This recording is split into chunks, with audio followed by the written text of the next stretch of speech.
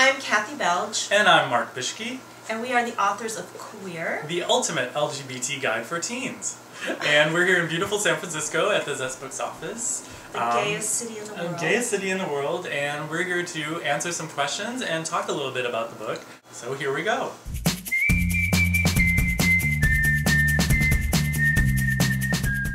So before you come out at school, there's some things you should think about. I would say the first one would be to make sure you're really sure about it, because you don't want to kind of be wishy-washy about something like that, because people might question you and that kind of thing. So make sure you're pretty certain yourself before you come out. Yeah. And we talk about in the book, is your school a safe place to come out? Like, you don't have to come out at school. Yeah. You should only do it if you feel like it's going to be safe, you're going to get support, and that you're going to feel okay with that. And then you also want to think about who you're going to come out to.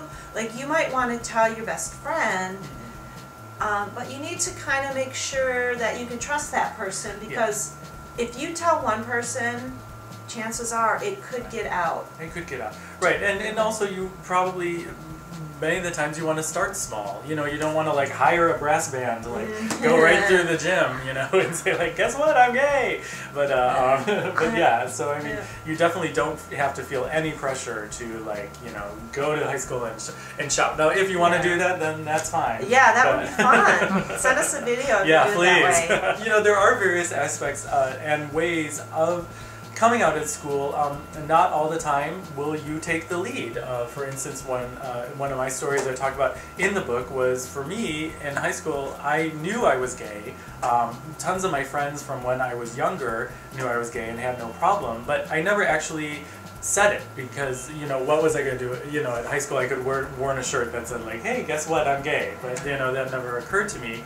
And it wasn't until someone who was kind of being a jerk came up to me in the school cafeteria and just demanded that I admit. He was like, hey, it's time to admit that you're a fag.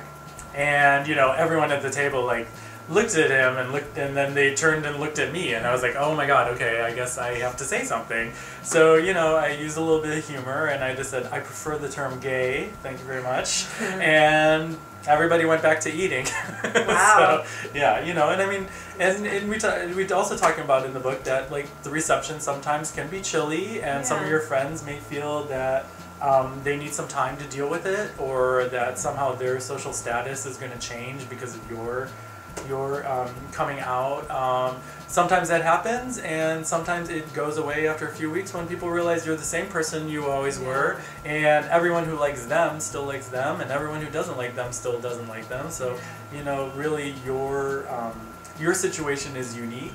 But as we talk about in the book, there are some commonalities. I would say, piggyback on your story, that's a great story because it's so positive. But to make sure you have a good support before you come out at school. Make sure you have at least a good friend or somebody, because there's something might go down. You might get some harassment. You might lose a friend. Sometimes. So it does happen. So you want to make sure you have another support that you can rely on, in case things do go bad. Most times they don't, but in case they do. Just in case they do, yeah. To find out more about this topic, and for sassy, honest, and engaging advice, check out Queer, the ultimate LGBT guide for teens.